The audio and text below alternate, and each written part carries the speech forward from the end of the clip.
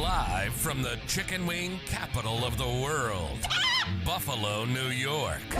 You're listening to the Childcare Bridge podcast, your source for the best tips, tools, and tactics on how to market and grow your childcare center, ensuring total domination. Total domination.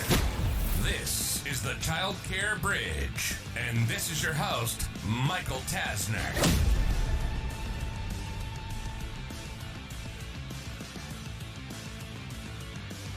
Hey there, and welcome to this week's episode of the Childcare Bridge. Today's topic is about making the change from having to work at and in your center all day, every day, wearing 150 different hats, from director to conducting tours to preparing food, staying late, filling in classrooms, and pivoting from that role to being able to build the center that you've always envisioned. The center where you can actually love what you do, that you can run to walk into your center or multi-locations and be happy to be there, not saying, geez, I wonder what fire drill is going to happen today. I wonder the inspectors are going to show up, who's going to call off sick, what parents are going to have to deal with. Now, are those things always going to still be there? 100%. But what I've realized in working with hundreds and hundreds and hundreds of centers all day, every day, there's a framework that I'm going to teach you so you can start to look at moving the needle in one of the four areas to start to get closer. So if you're way over here and you're wearing 18 million hats and you cannot see the light at the end of the tunnel, on the opposite side of knowing that you can make an insane amount of money in this industry when you start to maximize ratios, have multiple locations, and even potentially franchise or license your brand, and a place where you can take vacations and not feel guilty, a place where you can take vacations and your staff doesn't bother you. Two completely opposite ends of the spectrum. And I can tell you the good news is that the rainbow is on the other side. There is a pot of gold and it is attainable. But there are dozens and dozens of little shifts and pivots and mindset changes, techniques, tactics that you need to put into place for you to get from one side to the other. Hence why I call this entire show the Childcare Bridge. How do you bridge the gap? How do you get from craziness, not making the money that you deserve and desire, working more hours than you want, not having true vacations, to the opposite? Vacations, money, paid time off, where you can just enjoy yourself, fulfillment, changing lives, making impact. There are four components, and each of those four has different steps within them. And I wanted to focus on the first of the four today, and that is marketing. When I have had conversations with center owners, franchise owners, new people that are starting out in the industry, or even people that have an existing location, and the conversation takes a turn, and it takes a turn to something like this. Michael, we were doing well, and then XYZ happened, and now we're 50% fewer enrollments. I've lost $20,000 a month for the last 3 months, burned our reserve cash, tapped into my 401k, and to the point where either I have to shut the doors, take out a loan against my house to keep the business afloat, but I need to turn things around. These conversations are not uncommon. They're not conversations that are happening once a month or a few times a year. These are conversations that are happening a few times a week. And it typically is more of the newer childcare center owner. So perfect example. There's a center. They didn't close. They, I think, moved to another location, probably closed and I don't know, whatever the situation was. There's a beautiful space that is 3 minutes from my house. Perfect size for amazing ratios and to be able to turn it into a profitable center. Now, unless you are flushed with cash, that particular location is going to need several months or more of you putting in marketing efforts so that people know that you exist. Just because there was another center in that location doesn't mean that parents are just going to magically enroll in your center. A lot of people have that mistake when they acquire centers. Now, they acquire them with or without enrollments, but they assume that if you build it and they will come. That one assumption right there is putting more center owners out of business in the hole that I have seen in the last 10 years combined, literally probably in the last 6 months. In my 10 plus years of being in this industry, the amount of centers that are selling for basically nothing, giving away their centers, or closing as a result of not having enough enrollments to cover the bills, the lease, and or they just started off in the hole and they could never get their way out. Every day, all day, this is just continuing to grow. And you might say, well, Michael, it shouldn't be like that. There are grants, and yes, there's free money and things like that all over the place. But in the past, I've talked about that money to me being an extra incentive, an extra bonus. I don't want to count on getting grant money. I don't want to count on the government making sure that they're paying for certain meals and things like that because I'm at a particular ratio with accepting certain types of families. Bonus, if that happens, and I'm going to aim to make sure it happens, but I need to run my center at a worst case scenario. So how do you actually fix this? How do you start off a center and actually not be losing money? How do you expand a center and not lose a ton of money? How do you take strategic actions when your center is doing fine or really well and then something just turns it? What do you actually do? You focus on marketing. You take a marketing first approach. You don't look at buying that additional bus, buying that new equipment in your classroom. You don't look at installing security cameras for $10,000 or $30,000 or enhancing all of your playground equipment so you can have the best playground. You might say, well, Michael, we need that. We need to show families that we have an amazing playground and families demand cameras and they want to see the latest and greatest stuff in our classrooms. That's fine. However, I need to look at your books, your financials, and see how much money you are investing in marketing. $500 a month, $20,000 a month. What are the numbers? And I will give you a little spoiler alert that when I have looked at their numbers, the marketing and advertising line is well under 1% of their sales.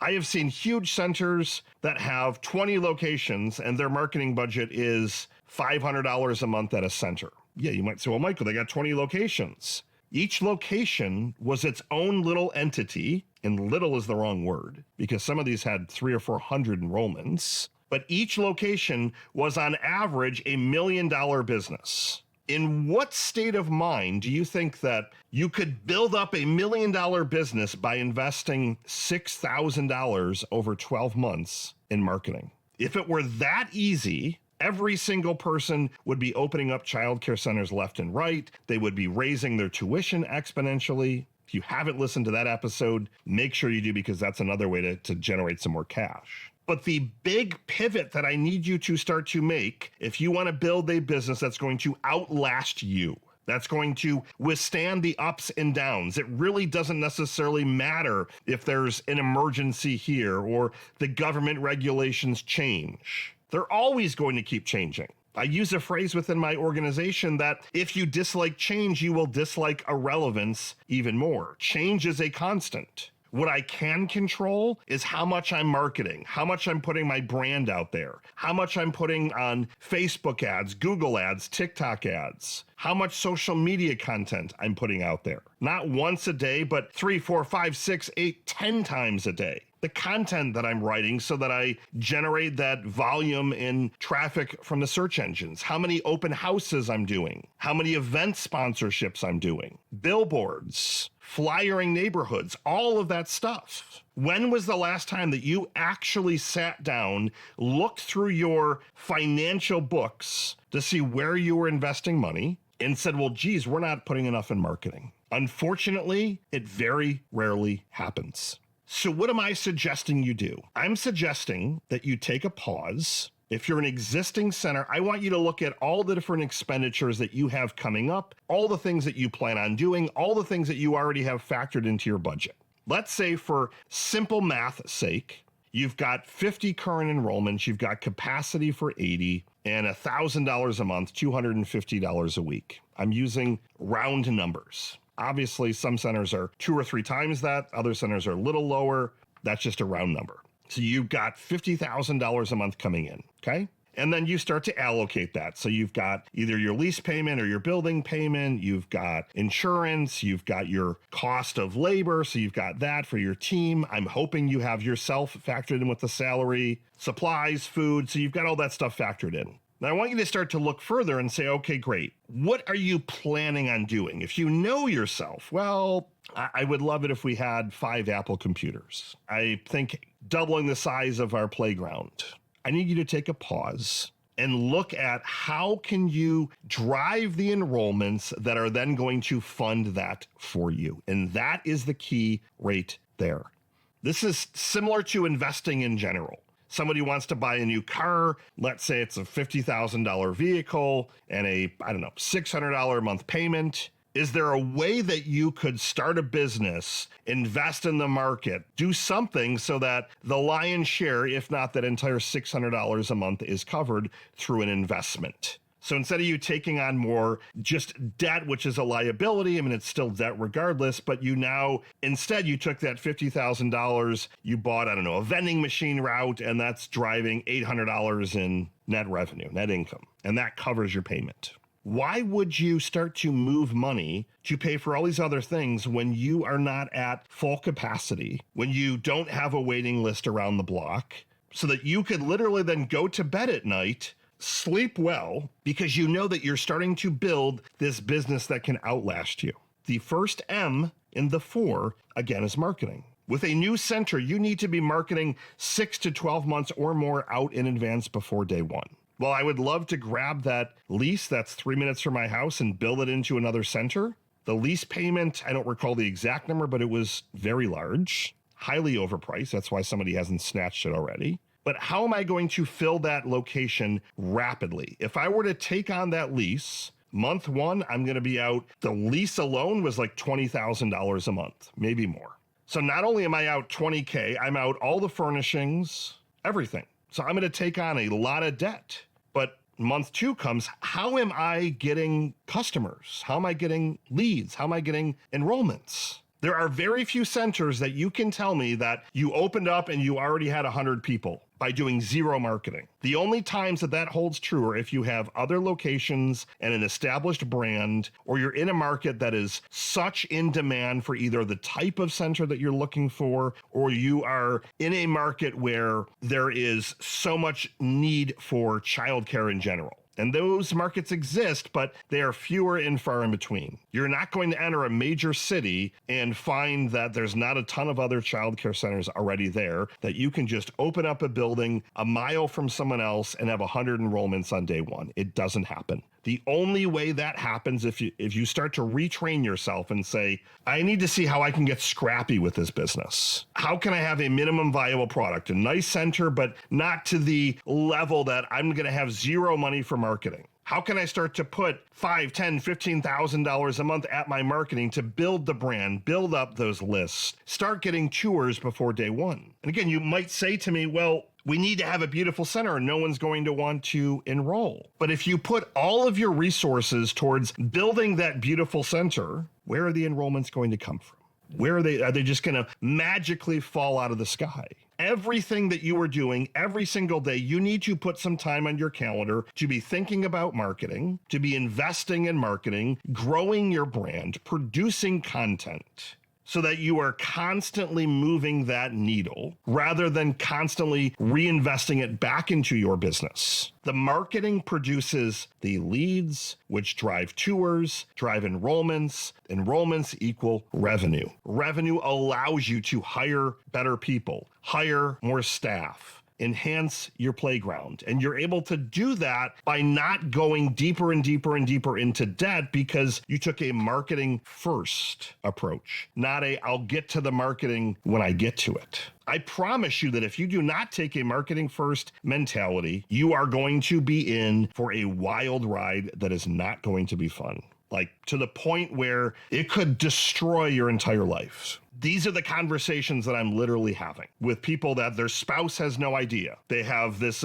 literally, they worked for, let's call it 20 years in corporate America, had this huge 401k, now it's at zero, and they have no way to get out of this hole. Get scrappy, take a marketing first approach. Whether you're a new center, you're an existing center, you're looking at opening another one, you've got to build your brand. You've got to build the leads. You've got to get those tours flowing so that you can have the repeatable revenue. The beautiful thing with this industry is that as long as you're providing good care, good product, good service, families aren't going to just leave you constantly. Those enrollments, if you do the math, can be worth a lot of revenue. If they're only staying for 1 year at $1,000 a month, they're worth at least $10,000 in revenue. If they're staying for 2, 3, 4 years, $20,000, $30,000, $40,000. And again, that doesn't factor in any grants, government help, referrals that they're going to drive. All that stuff starts to add on top. But if you're not deploying the marketing, the advertising, the branding, all of that stuff prior, it's not going to matter. And you're going to be calling saying, I'm in this hole that I cannot get out of.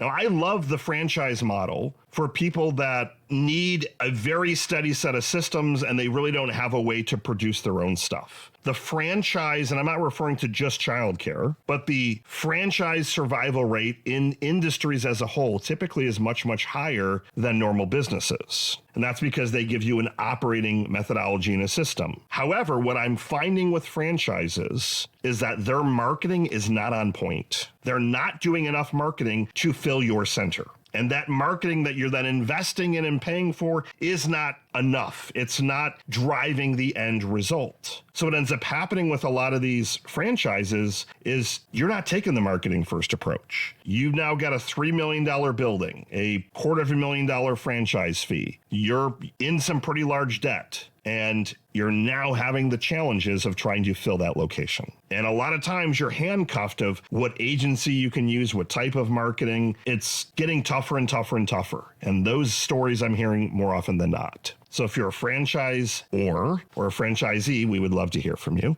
But in general, I've tried to hone this message. Marketing first. Invest your time and money in marketing, and the other areas that we're going to go through will start to make sense. They'll start to get easier because you'll have the resources, the capital, the momentum to tackle them. Marketing first. Michael Tasner signing off. Good morning, good afternoon, and good night. See you next week.